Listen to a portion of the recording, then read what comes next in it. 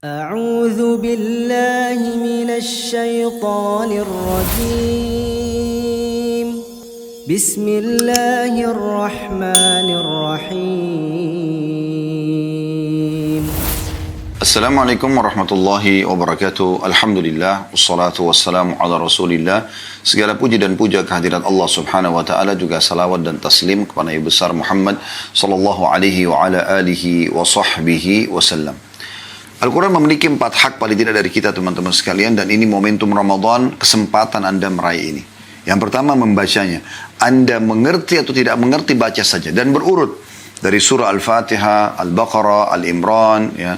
Terus ya, An-Nisa, Al-Ma'idah, Al-An'am, terus Al-A'raf ya, sampai An-Nas, surah 114. Dari surah nomor 1 sampai surah 114. Maka ini Anda dianjurkan membaca, mengkhatam, mengulangi lagi, mengkhatam, mengulangi lagi. Dan ini cara yang paling efektif untuk mendapatkan pahala yang sangat besar, karena setiap hurufnya 10 pahala. Dan ya, ini cara nanti akan memudahkan Anda untuk menghafal banyak ayat-ayat Al-Quran, bahkan bisa seluruhnya. Kata Nabi SAW tentang keutamaan dalam hadis riwayat Muslim, Iqra'ul Qur'ana fa'innahu ya'ti yawmal qiyamati syafi'an li ashabi.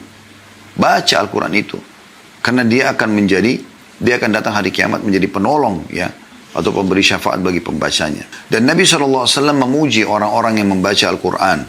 Kemudian yang kedua teman-teman, selain membaca, mentadabburi. Nah, kalau tadabbur ini sesuai dengan firman Allah SWT dalam surah Muhammad surah nomor 47 ayat 24. A'udzu billahi minasyaitonir rajim. Afala yatadabbaruna al-Qur'an am 'ala qulubin aqfaluha. Tidakkah mereka menghayati, mentadabburi, coba merenungi makna-makna ayat-ayat Al-Quran, atau hati mereka sudah terkunci? Nah, di sini agak berbeda sedikit dengan masalah membaca. Kalau membaca, Anda kan berurut dari Al-Fatihah sampai An-Nas tadi saya katakan. Kalau tadabbur tidak harus. Anda bisa pilih surah-surah yang paling menarik buat Anda dari 114 surah itu. Lalu Anda pilih, misal contoh, surah-surah nama haiwan. Ada surah Al-Baqarah, ada surah An-Nahl. Ya. Al-Baqarah sapi betina, An-Nahl adalah lebah. Ya. Ada An-Naml, semut. Ada Al-Fil, gajah misalnya. Nah, Anda coba mau tahu isinya apa sih surah ini. Kenapa Allah namakan dengan nama-nama hewan ini. Ini Anda bisa pelajari gitu kan. Anda tadabburi. Kemudian Anda misalnya wanita mau pelajari tentang perempuan, ada surah An-Nisa, ada surah Maryam. Mungkin nama nabi-nabi, ada surah ya Hud, ada surah Yusuf, ada surah Ibrahim ya. Kemudian ada surah Yunus, ada Muhammad alaihi wassalatu wassalam, dan ada gabungan surah Al-Anbiya namanya, surah para nabi-nabi. Ini contohnya ya. Anda mau belajar tentang hari kiamat, ada surah Al-Qiyamah, ada surah Al-Zalzalah, banyak surah-surah dalam Al-Quran. Anda mulai dengan 10 ayat tadabburi per surah ini. Dan Anda pelajari, Anda baca terjemahannya, Anda baca perkataan atau penjelasan ulama tafsir tentang ayat-ayat tersebut, 10 ayat per hari. Al-Quran itu 6.000 ayat sekian. Kalau Anda baca 10 ayat per hari, berarti 1 bulan Ramadan misalnya, Anda punya 300 ayat sudah Anda tadabburi. Ya. 1 tahun, 12 bulan, Anda punya 3.600 ayat sudah Anda tadabburi. Kurang dari 2 tahun Anda sudah selesai mentadabburi semua Al-Quran. Anda bisa ulangi lagi di tahun yang ketiganya misalnya.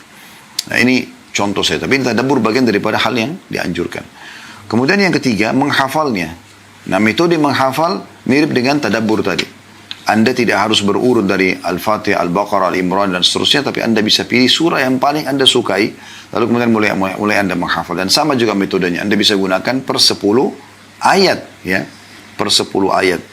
Dan ini punya kedudukan tersendiri bagi orang yang menghafal ya. Seperti misalnya hadis Nabi SAW, ada saya angkat situ hadis riwayat Tirmidzi. Kata Nabi SAW, yaji'ul Qur'anu yawmal qiyamati fayaqulu ya Rabbi hallihi fayulbasu tajal karamah. Thumma yaqulu ya Rabbi zidhu fayulbasu hullatul karamah. Thumma yaqulu ya Rabbi irda anhu fayarda anhu fayuqalu lahu ikra warqa wa tuzadu bi kulli ayatin hasanah. Artinya, Al-Quran akan datang pada hari kiamat dan dia berkata, ya Allah berikanlah dia perhiasan. Ini bagi para penghafalnya. Berikan dia perhiasan. Lalu Allah SWT berikan seorang hafid Al-Quran mahkota kemuliaan. Yang disaksikan oleh orang-orang. Al-Quran meminta lagi, ya Allah tambahkan untuknya.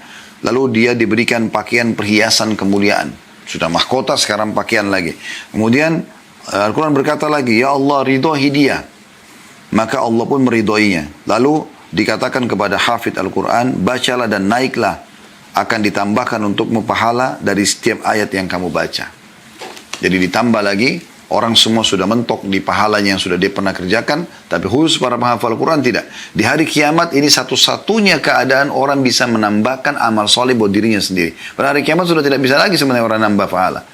Kita tidak bisa lagi sholat, tidak bisa lagi yang lainnya. Tapi khusus untuk membaca, penghafal Al-Quran, Allah berikan kemuliaan mereka. Dengan cara mereka mengulangi hafalan mereka, Allah mudahkan. Nah, setiap ayat dikasih satu pahala. Ada berapa, ya, banyak ayat yang dia bisa dapatkan. Ribuan, jutaan pahala yang dia bisa dapatkan tambahan.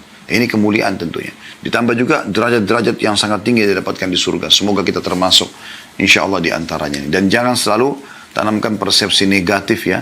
Mengatakan bahwasanya, oh susah karena 30 juz Al-Quran. Mulai saja dulu. Mulai saja dulu.